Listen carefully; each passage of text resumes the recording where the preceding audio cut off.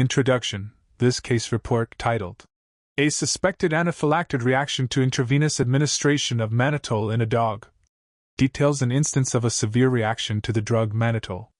The authors are Kathleen Seddon, Georgina Stewart, and Ida Gillespie, from the Animal Referral Centre in Auckland, New Zealand. The goal of the report is to describe a suspected anaphylactic reaction to mannitol when administered intravenously to a dog. While anaphylactic and anaphylactic reactions present similarly, they differ in their underlying mechanisms. Anaphylactic reactions are type I hypersensitivity reactions, involving the production of immunoglobulin IgA antibodies upon exposure to a foreign antigen. Re-exposure to the same antigen causes the IgA antibodies to trigger the release of inflammatory mediators like histamine, leukotrienes, and prostaglandins.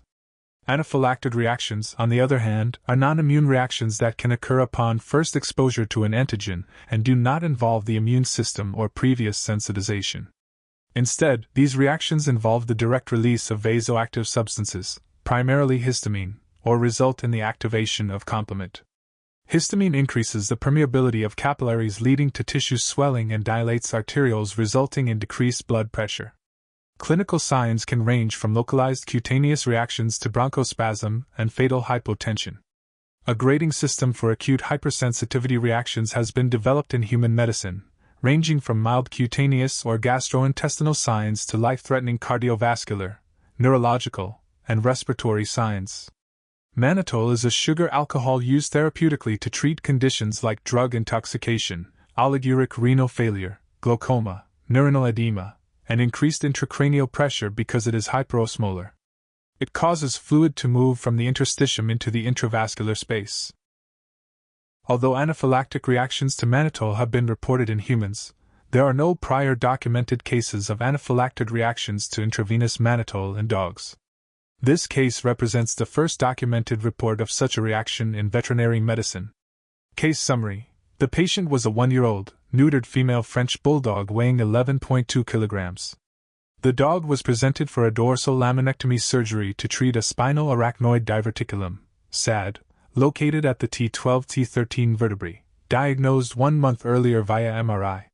The dog had a 6-month history of progressive fecal incontinence and a 1-month history of urinary incontinence, although the dog had previously been fully toilet trained. There was no reported ataxia or lameness. The dog had a history of pruritic skin and ear disease and received bi-monthly localized injections, but was on no other medications. The dog was fully vaccinated and was fed a commercial, dry, hydrolyzed diet. The dog had no adverse events and previous anesthetic events. The physical examination was unremarkable, but a neurological exam showed mild proprioceptive ataxia and paresis, mildly delayed postural reactions in the pelvic limbs, and no spinal pain. The perineal reflex was intact bilaterally, and there was normal anal tone. Pre-surgical blood work was within normal limits. The dog was assessed as an American Society of Anesthesiologists, ASA, Grade 2. The dog was preoxygenated and then administered fentanyl, midazolam, and meropetant. Anesthesia was induced with propofol, and the dog was started on perioperative cefazolin. The patient was intubated with a 5.5 mm endotracheal tube, secured around the back of the head, with the tongue positioned through the right diastema. The dog was connected to a breathing system and a multiparameter monitor, and anesthesia was maintained with isoflurane in 100% oxygen, along with Hartmann's solution. Vital parameters were monitored every 5 minutes. After the surgical site was prepared, a needle was placed into the first lumbar vertebrae for localization and confirmed with a radiograph.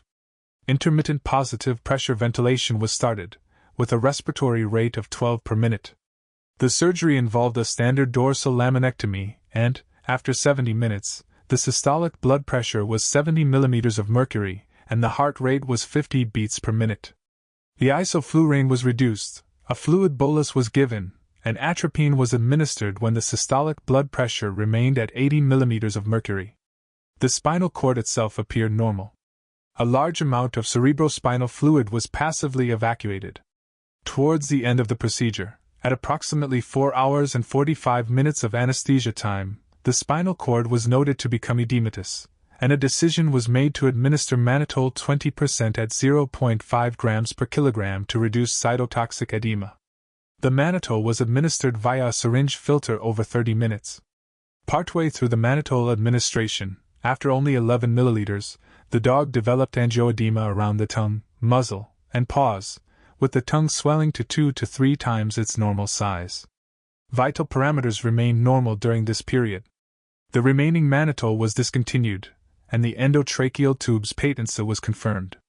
Dexamethasone and meperamine maleate were administered. The vaporizer setting was decreased to 0.5% and intravenous crystalloid fluid therapy and oxygen were maintained. The surgery was completed with a total anesthesia time of 6 hours. Angioedema and erythema persisted after surgery. The dog was mildly hypothermic but quickly normalized, and the remainder of the vital parameters remained within normal limits.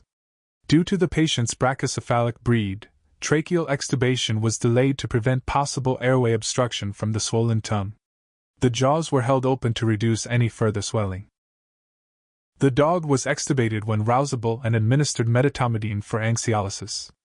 The cutaneous reactions resolved within approximately 2 hours.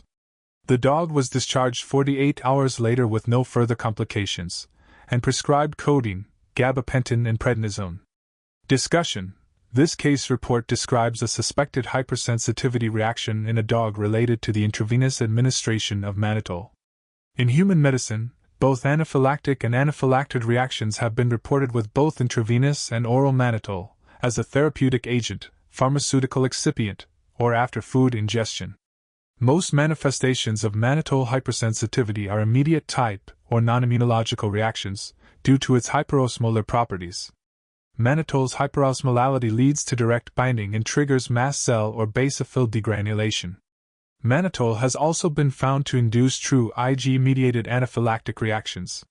Oral administration of mannitol appears to be a pathway for sensitization.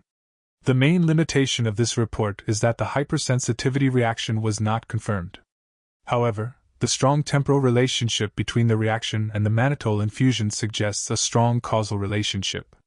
While other drugs such as cefazolin could be a factor, they were considered less likely, as cefazolin was previously used without incident, most recently 1 hour before the mannitol administration. Additionally, the dog was monitored every 5 minutes, making it unlikely that the cutaneous signs would go undetected.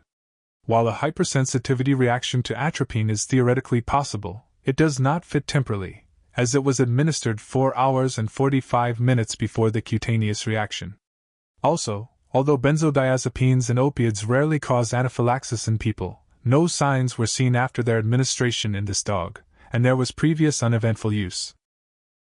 Furthermore, because the patient had a history of suspected atopic dermatitis, an allergic hypersensitivity reaction cannot be excluded. It has been shown that cells from patients with a predisposition to allergies are more easily activated than those of normal individuals to spontaneously release histamine in the presence of hyperosmolar solutions. Although a link between atopic dermatitis and anaphylactoid reactions has not been confirmed in veterinary medicine, it has been suggested. As mannitol is commonly found in drugs and food products, it is possible that the patient had been sensitized to it before surgery. In human medicine, skin prick tests as well as total and allergen-specific IgA tests through ELISA are used to confirm a clinical suspicion. It is even recommended that skin prick tests with mannitol be performed before intravenous mannitol infusions to avoid anaphylactic reactions. These tests are not readily available in veterinary medicine. Nonspecific signs such as gallbladder wall edema, peritoneal-free fluid, coagulation abnormalities, and increased serum alanine transaminase, ALT, can be variably present in anaphylaxis. In this case, no other confirmatory tests were performed, and blood work was not repeated, because the signs resolved within hours. In retrospect, monitoring ALT could have been a simple method to support the presumptive diagnosis. Prompt recognition of an adverse event and therapy are crucial. Primary treatment for anaphylaxis includes discontinuing the suspected causative agent, maintaining the airway, oxygen supplementation, seeking help, and administering epinephrine and crystalloids. Secondary treatment includes administration of antihistamines and corticosteroids. In this case, the dog received all of these except for epinephrine, as there were no signs of a systemic anaphylactic response or bronchospasm. Slow rates of injection and dilution of potentially allergenic substances are recommended. Veterinarians should be aware of this potential adverse effect of mannitol, especially in dogs with respiratory compromise, like brachycephalic breeds, and those with atopic disorders.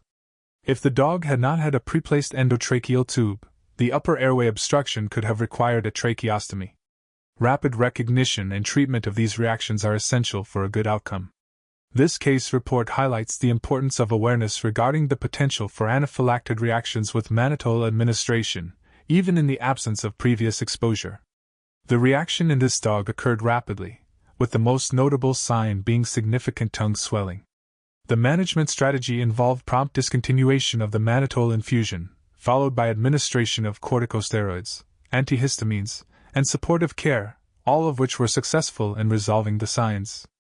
The authors note that monitoring blood parameters, specifically alanine transaminase, may be useful in future cases to help confirm the diagnosis of anaphylaxis. This report underscores the importance of vigilance and preparedness when using even commonly used medications, particularly in susceptible patient populations like brachycephalic breeds or patients with atopic dermatitis.